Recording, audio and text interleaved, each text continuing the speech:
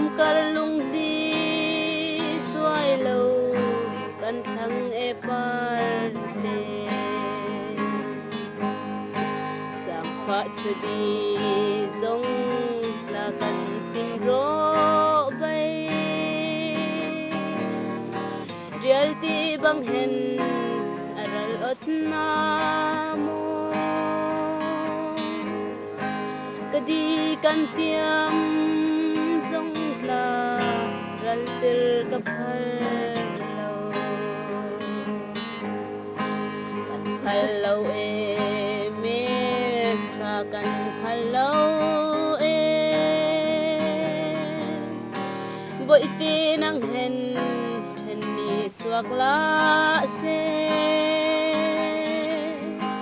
dam kar lung di toai lâu kan thăng e par te mil di khuza hen men kom se le lunga oi lâu nang na te lâu chun kalung run dam tir tu nang châu na si e kan phal lâu e me tra kan phal lâu e vội tin ang hen then ni suak la se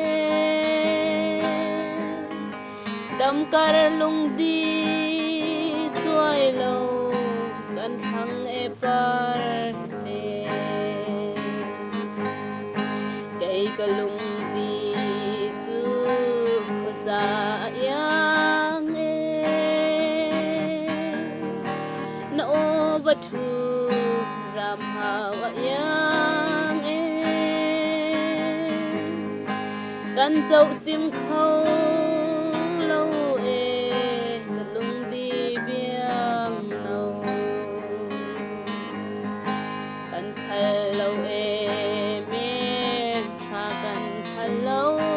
e vội tin ang hen then ni suak la se